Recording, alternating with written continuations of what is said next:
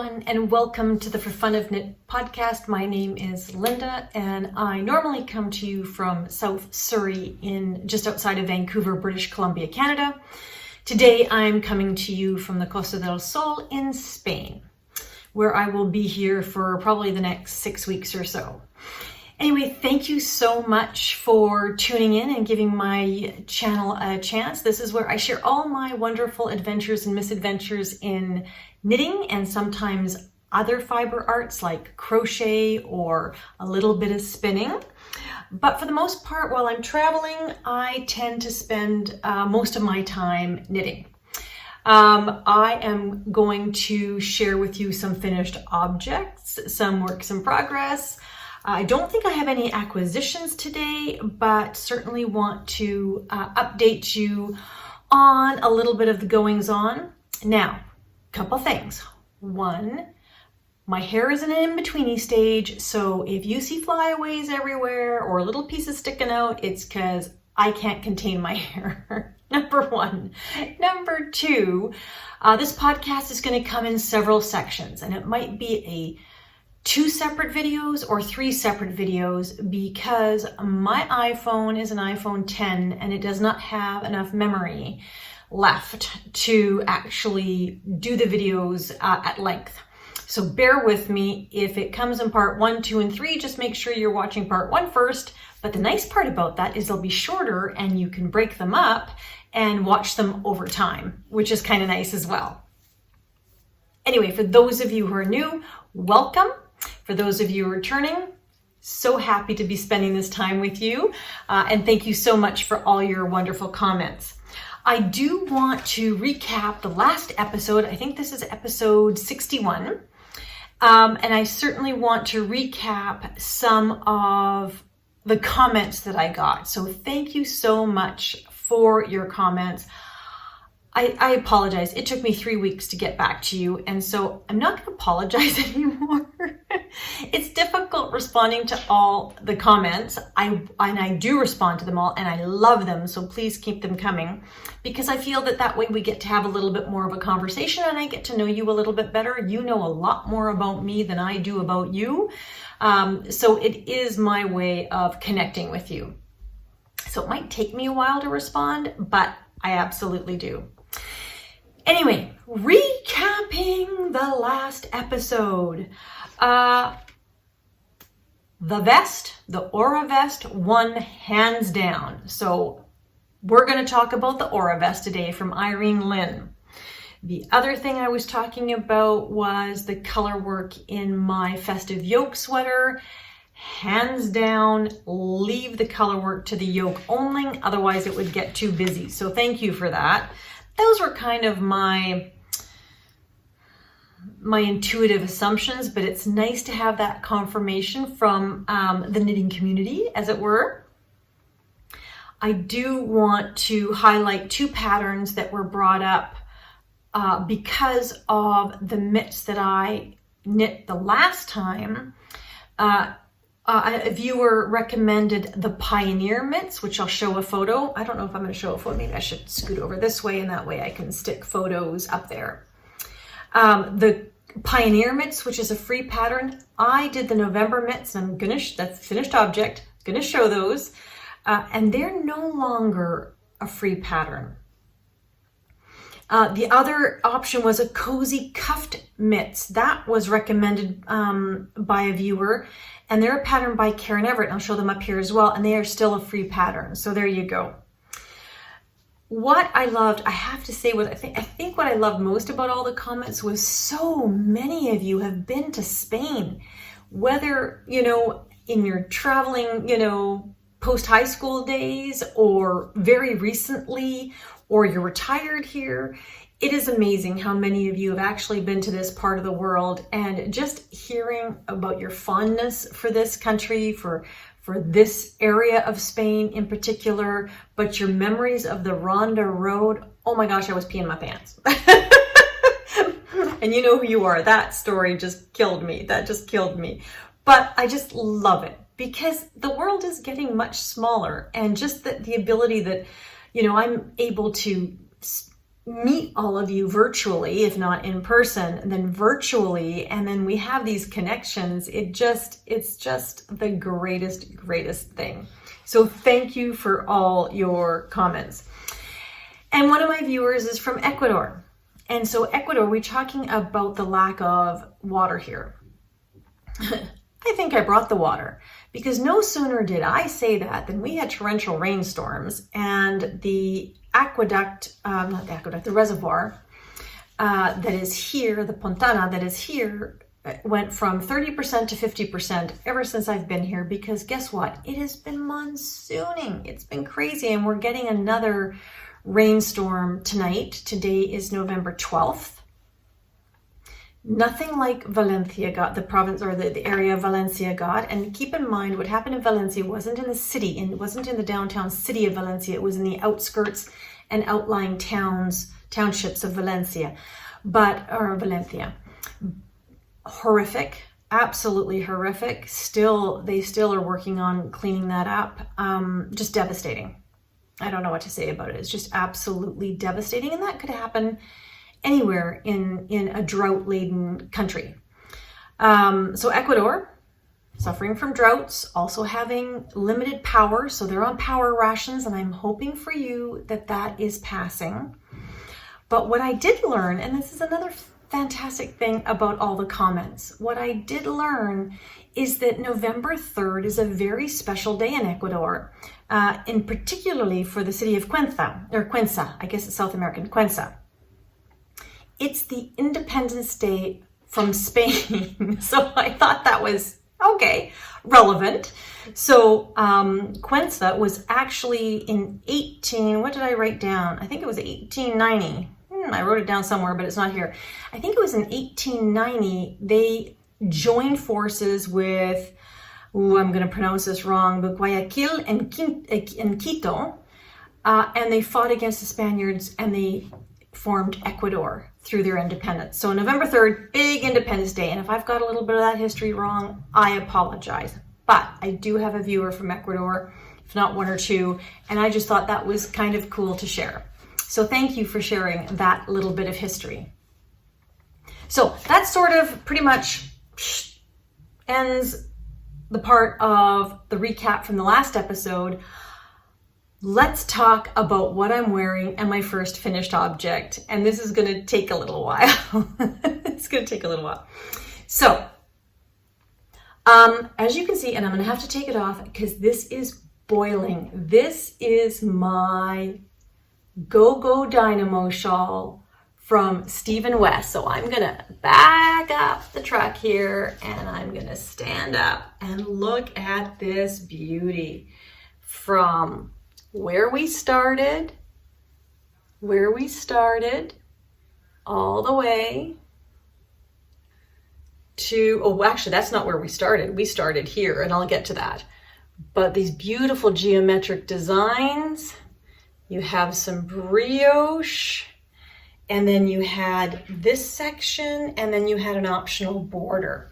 So let's just turn around here and show you. This thing is over 7 feet long. It's a schlanket, and we absolutely love our schlanket. And I'm wearing linen because it is so warm in here. Might be monsooning, but it's warm, So this is the GO Dynamo shawl by Steve & West. And so here's where we started with these semicircles. So clue 1, we had to knit 3 semicircles, separate, 1, 2, and 3 as separate pieces. No problem, that was a pretty fun and easy knit. And then we had to do these garter stripe sections. Well, the first one was just a triangle where you had to pick up stitches on one side and do an I-cord bind off on the other. But then in between, then you had to start joining these 2 semicircles. So you were picking up stitches on this side and stitches on that side, and then doing garter to join them. So you did that one, and then you did that one, same thing, join this semicircle to this semicircle. And sorry, I might be looking off to the wrong side just because of the way my camera is, so I apologize for that. With these garter stitches. And then the last one you had to do 4 of these. Is that 4 of them? Can I count? Yes, it was 4 of them. I can't count. And then you had to do the opposite side where you were picking up stitches just on the one side and then doing the I-cord border on the other. And then you would think so this is all in 1 week. So the 3 semicircles, the 4 garter borders, and this bubble section, this one little row of bubbles. And what was interesting about that, so that was all week 1. And what was interesting about that is this bubble section on the bottom gave you the opportunity to adjust your stitch count. Because I don't know what it is, but Linda cannot ever produce the right stitch count on on any garter. If you've been with me for a while, you know I'm a fudger, man. Like nothing ever works quite the way the pattern says, and I don't know if that's just that I don't pay attention to details, or well, that must be what it is. Let's be honest. I just knit away. I'm happy in my happy little space, knitting, knitting, knitting, knitting, and then somehow my stitch count is wrong. I'm either not increasing the right amount or over increasing, but what this bubble section did is, because you've got this last black, color row, master color row all the way across before you start the bubbles, it allows you to adjust your stitch count to make sure for the next section you can be on track. So love you, Stephen West. He's always thinking about me. He's always thinking about the way that I knit.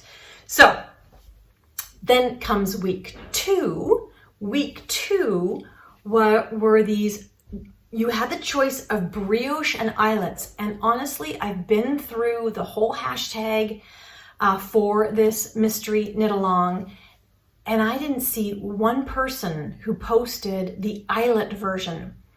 So if you knit the eyelet version, could you send me a picture? I would love to know what the eyelet version looks like. So I have no idea. So everybody that I saw did brioche.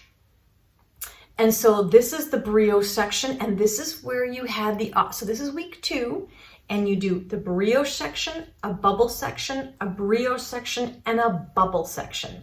And this is where you had the opportunity to introduce the mohair dare. Yay! So the mohair dare is in there. And I'm not going through the yarns this time. I'll talk about them, but I'm not going to show them because that's in the previous episodes. But just really quickly, my master color was West Wool Fingering Weight Bicycle, which is 90% just wool, 10% tencel, which is Stephen West's actual yarn. And then the pinky color, the variegated pinky color, is actually Ancient Arts Little Nettle Soft in the colorway Antique, and my mohair dare is deep stash Shibui Silk Cloud in the color, which is a mohair silk, 70% mohair, 30% silk in the color Apple. So those are my colors. And so week 2 was brioche with increases, obviously, bubbles, brioche, and bubbles. So aside from the brioche, this was a very doable amount of knitting in a week. Week 1 was much more intense. Week 2 was a little bit lighter. I say that and I kill myself laughing because I must have dropped 4 stitches. Like I dropped them intermittently in my mohair dare section in the brioche. And it wasn't until I was showing my sister how far I'd gotten on our shawl, because she's doing it too, and we were showing our shawls off on a WhatsApp call, and I'm sitting on this side of my shawl going, what is that? Why do I see a loose thread? Oh my gosh, it's a lost stitch. And so I would put a light bulb clip on it and gather it. And then I'd be going like this, showing, see how pretty this is? Oh my God, there's another one, another dropped stitch. And I dropped 4 stitches in the brioche section. So no panic. It is the misadventures of knitting. All I did is I put light bulb markers on them to hold them so I wouldn't lose them. And then when I wove in all my ends at the very end, I just wove with mohair, captured those stitches, tied them off with a knot, believe it or not, and then wove in the ends. Who's to know, as Julia Child would say. Who's to know? One of my favorite movies, Juliet and Julia. But anyway, then that was week 2. Was that week 2? That was week 2. Week 3, and this, he had us guessing the whole entire time, because you end off with, am I right? Where did we end off? There was an I-cord ending somewhere. I can't remember. We couldn't figure out what was the beginning and what was the end. We thought this, the beginning, was the edge of the shawl, like the top edge of the shawl. No, week 3 was this whole section. Week 3 was this beautiful, so you picked up stitches all the way along your semicircle section, and then you had the opportunity for the mohair dare again. And so it was the master color with these little bubbles. And so these little bubbles, look at them. They're just slip stitches of some sort. I can't even describe them if I tried, but very, very cute. And then a geometric section, and then another slip stitch, bubble, he calls them bubbles. Bubble section, no, he doesn't call it bobbles. These are the bubbles, these are the bobbles. Section, and then a geometric section, and then the bobbles again. And then you keep decreasing through this whole thing, so it gets faster and faster and faster and faster. So week 3 was fun. I think week 3 was my favorite part of the shawl, because one kind of looks Aztec-y to me somehow. It's supposed to be inverted triangles, but I don't see it. The way mine comes out, it comes out as squares, geometric squares. So I don't know. I love it. And then week 4, we pick up all along the bottom and we do these triangles. Do I have this right? Yes, I do have this right. We have these triangles. So you have to pick up stitches all the way along the bottom, and then you're doing these triangles. And again, I don't know what it is about Linda and knitting, but my stitch count was way off. By the time I got to the other end and to my last triangle, I still had way too many stitches left. So which was my final end, and I'll show you how I know that, or how I can see it. Okay, look at this edge. Can you see this edge? Can you see this big lump there? That is because when I got to this last triangle, I had way too many stitches left of the bubble section. And so I had to do knit you together, knit you together, knit you together, knit you together, knit you together, so that I could finish this triangle. So it's not perfect, it's not beautiful, it's got a really wonky edge. I don't have the correct blocking tools here, so when I get home, I may block it again, or I may not, just to sort of even that out, but it's kind of like wonky. So that was section 4, and you had the option to stop there. That was section 4. You had the option to stop there. So I opted not to stop there. There was an optional wavy border you could put on, as if this was not enough knitting. And you could put this wavy border on using your mohair dare again. Or not, you could just use, all of these mohair dares are optional. But I opted to sort of do one stripe, master color, mohair dare, contrast, and then just edge it with the mohair. My sister has done 5 stripes, so she just finished, I think. I finished last week sometime. I finished a week behind schedule, so a week after. So when was that? I guess it's Tuesday. I finished Thursday of last week, and of course it was already over by then. So, no, it finished Thursday or Wednesday, and I finished Sunday, pardon me. And so, there you go. This is Stephen West's GO Dynamo. There are so many beautiful, beautiful shawls on Instagram. I highly recommend. What I'm so thankful for is this was back to the experience that we've come to know and love with Stephen West. His ingenuity is second to none. His design elements are perfect. He's thought about everything. He gives you tutorials. You can follow along the whole entire way. This time I did look at the videos before I started knitting, because there were several times, well, let's put it this way, I would start knitting and then I would look at the video and I'd go, oh my gosh, I'm doing that all wrong. I misinterpreted the instructions. I read them correctly, but I misinterpreted them. So thank God I would only had done 3 rows of something, and then I would pull it all out, watch the video going, oh, that's what it's supposed to be. So I highly recommend you do watch the videos, even if you're an experienced knitter, because sometimes we think we know what he's saying, but actually, no, he's got a different idea in his mind. But absolutely a beautiful, beautiful project. I love it so much. I cannot wait for next year. And oh, a great, great knit. So that was finished object number 1. Finished object number 2. I've changed the view a little bit. I'm trying to get the glare out of my glasses. It's not really working very well, but bear with me. Finished object number 2. I could not be more stoked about these. You know what they're going to be. My fingerless mitts. These are my Everything November mitts by Jen Yard. Look at these.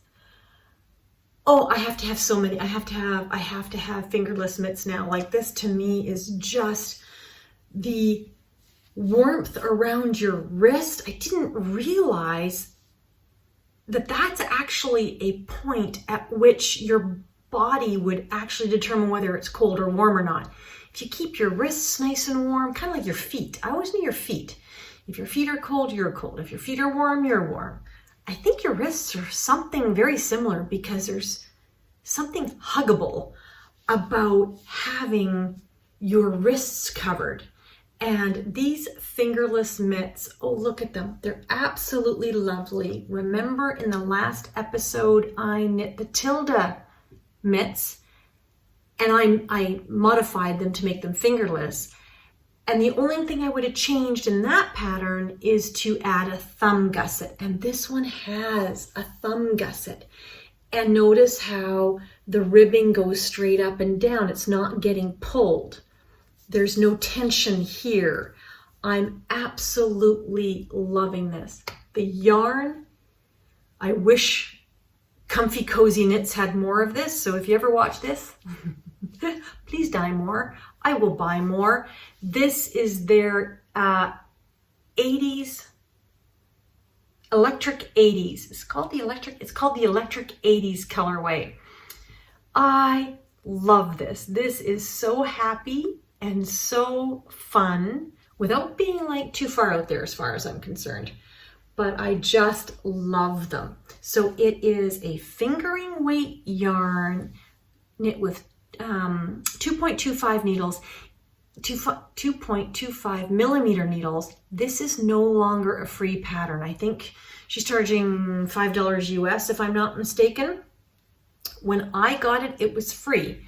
So now Jen is now having a knit along for, it's called the Warm Hugs Knit Along, and it goes to December 1st. So you still have a couple of weeks. You absolutely, and it does not have to be her pattern, but you absolutely have time to join the knit along and enter a pair of fingerless mitts. I think 3-4 days max, you know, just regular knitting sessions. So 3 hours, a day. Well, that's a little long probably for most people, but for me, 3 hours of knitting in a day is normal, sometimes a little more, but I think you could absolutely knit a pair of these over a 4-day weekend. So if you're thinking about gift knitting, Everything November mitts, highly, highly recommend. So that is finished object number 2. Excellent. So now we are going to go into whips. So this will be part 2. So please check out part 2 when I go through all my works in progress. Hopefully I'll see you on the other side.